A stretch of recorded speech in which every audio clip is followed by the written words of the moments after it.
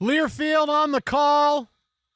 Yes, the fourth quarter, TJ, was a civil war between Indiana and Miami. But Indiana are your national champions in football. Ice hockey in hell starts Friday. Yeah, I mean, I don't know how civil it was. There were a lot of near blows, after whistles and such. We talked about that contusion that Carson Beck will be nursing. But, yeah, Cignetti kind of smiling as he celebrates his national title. Now, moments ago, the final drive of the game, Miami with the football inside the 50-yard line. There is time left coming out of a timeout. Carson Beck is intercepted. Now let's break down this play before we get to big. We got so many things about this game. I mean, Indiana, your national champions in football.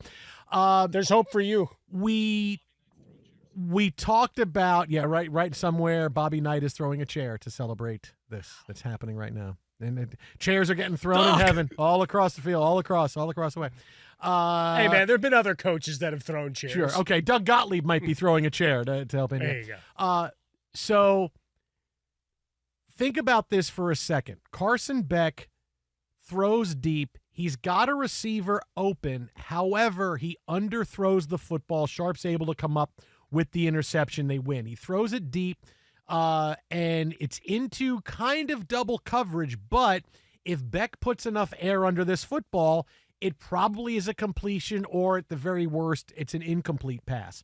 But he doesn't put enough on it, and Sharp, he's beaten. He's beaten by 1.5 yards. Now, I don't know if maybe he thought he can't throw it that far, but he was beaten, but is able to come up with the interception, and you have to wonder, Carson Beck, who got absolutely drilled a few moments before a big roughing the passer penalty where he got hit. Defensive lineman took 2 steps, buried his helmet in his chest. You really wonder how Carson Beck was affected after that. He was still able to complete a couple of passes, get to the midfield, but you have to wonder, is he still a little loopy? Is he able to throw the football as far as he can? Is he able to be the same quarterback after a play like that? Because, I mean, he had him, but he underthrew him, comes up with the interception. So you can look at a point and say that play, even though it was a 15-yard penalty against Indiana, you wonder if that play prevented him from being able to throw the football like he normally would. Yeah, that's one of the post-game questions we'll have to ask, whether there was, go back to last night and the play that has been dissected a million ways afterwards of Caleb Williams taking the shot, as to whether there was just too much traffic there and DJ Moore slowed up because Luther Burden was in the area. But same kind of thing. You didn't need it all on that play. Right, you still needed to move the ball, right? You're on the plus side of the field. Time left, yes, not a lot of it, and certainly you can't stop the clock other than to go up and spike it after a first down or get out of bounds, obviously. But you're just looking at, did he need the big throw? Was he looking for the receiver to come back in? Because he had the safety help over the top, right? Because even if he didn't undercut it, you still were looking at a very difficult one-on-one matchup on the outside. But that question does need to be asked, right? Because he certainly took a very wide open shot, the crown of the helmet straight to the sternum. Yeah, I mean, he didn't get hit in the head. I'm not saying that he got knocked loopy to the point where maybe he's concussed, or no, he got hit in the chest. Yeah, but way late. You get hit like that, and you tell me when you get your senses back. Like, he's able to make a couple of throws, a couple of mid throws to get them to the middle of the field, but you wonder, hey, when I got to rear back in the pocket and throw it deep, am I seeing what I should? Am I as sharp as I need to be, or am I still suffering from that hit just a couple of moments ago? That pain's going to radiate through. I mean, whether it's the mental clarity, you're still hurt, right? You still are jarred, and that it's like a car collision. That's right. You feel all right, and your senses are about you, but then all of a sudden, everything starts to feel a little sore, a little hurt, a little compressed. And I think for Carson Beck, you certainly look into his eyes as he's going through. He's certainly in pain.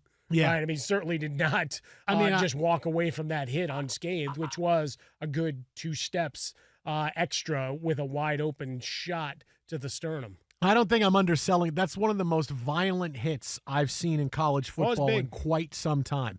It's 2 steps, crown of my helmet in the middle of your chest. Like if this was a science fiction movie or like an Avengers movie, like he would have been split in half. Ooh. Like that's what, and then he would have come back together because that's. Oh, you went T2. Yeah. Okay, good. And then he gives the finger wag and does that. What is he, Gumby? But really, I wonder. I wonder how much, because you can't not be affected by that all the way through. Sure. And that was not a great throw. Again, he had him. He had him if he threw it deep enough, he had him for a touchdown. Or at the very least, it's incomplete and they live to fight another day. But that play, I mean, after we said, and I feel like we cursed Miami, and I apologize because it literally was right after I said, no one's improved their stock more in the NFL draft than Carson Beck the last 3 weeks, as he went from fringe prospect to maybe a 3rd-round pick to maybe late 1st round, 2nd round, second quarterback off the board, because you've seen a lot of great things from him compared to Ty Simpson and some other guys. And, you see Chambliss is trying to stay in school rather than go to the NFL. So you wonder. And then not even 5 seconds after that, he throws that ball and gets picked off. I didn't even get to really do much more than to say, allow me to retort, and bam! Or let me grab a couple more positives on the Carson Beck bandwagon, where you had to jump in and say, no, the game's over. 29 touchdowns, 11 picks on the year, 35-81, his QBR of 81. We go down all those metrics. But to your point of all the quarterbacks who have either already committed to going back to school or who failed over the course of the year, let's call it what it is, there were a number of the highly touted prospects that didn't keep their jobs and entered the transfer portal, not because they wanted to, but because they were being supplanted.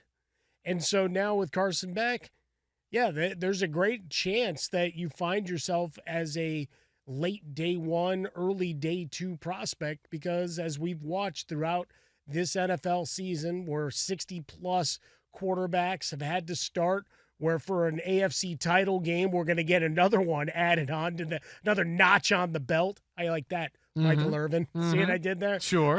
Sure. Yeah. Keep your belt on. Keep those pants up. Stop trying to show off your abs. But the idea is that you need a big statuesque quarterback who's shown toughness and who can make the throws. Carson Beck acquitted himself nicely, showed a lot of toughness, and even though he did throw the game-sealing INT. And on that play too, and I'm buddy, I'm sorry I got to bring this up. I'm sorry. I know it's still tough for yesterday, but plus 7.5. There was a lot made on the final Caleb Williams interception. DJ Moore kind of jogging on that route. Keelan Marion's caught one pass in the game, and he's the guy that Beck was trying to get the football to, and he never turns around for the football until it's too late. Right? But that's why I wonder if Mendoza was waiting for him to break that route off or something, right? Beck, you mean? Beck, yeah. Mendoza, I'm sure, was hoping from the sideline. Sorry. But he did. But he. Sorry, he keep seeing Mendoza. It's in the head. He runs by Sharp. He runs by him, and he's open. Like I said, the safety's coming over, but he runs by him, and he's got it open. But he doesn't turn around for the football until Sharp is jumping up to catch it. Yeah. Which you got to have when you're that far downfield, you got to turn around and look for the football. Like, it's not like, hey, it's 10 yards downfield, I'm still running, and the ball is in the air. This is, you're 40 yards downfield. Turn around for the football. I wonder if he thought there's no way he's coming to me. Like, DJ Moore didn't think the ball was coming to him yesterday on that play, I'm sure, and so didn't make an effort. I'm wondering if Marion didn't think the ball was, well, I got two guys here, he's not throwing. I didn't, because normally you would run by the defender, and as soon as you're by him, you look back going, hey, he knows, he can see me that I'm by him. He can see that my helmet is past his. He's going to throw me the football, and there was none of that. So I really wonder if he didn't know that the ball, because he could have stopped, gone up for the football, maybe come back, maybe broken it up. It was very DJ Moore-esque on that play. No, it's it. It's the tough one, but it like I said, it's the parallel to that throw is that you also didn't need that throw yet, right? It was a bit of the hero ball to a degree to a little used receiver, as you point out. But yeah, the expectation of the ball coming and whizzing to your area and not turning around to look for it. In Moore's case, kind of jogging. And you can talk about footing. You could talk about the crowded area of the field. In this particular case, he just never looks back for the ball. He's looking where the safety is the whole time and kind of clocking him as he gets undercut. Yeah, I mean, really, at that point, once you get by the DB, it's not to the point where, hey, my hand is up, throw me the football, but now I got to start looking for it because now I know where it's coming. Well, but it's also a 35, 40-yard route, so just the internal clock in your head's telling you the ball's probably in the air. Yeah. Either that or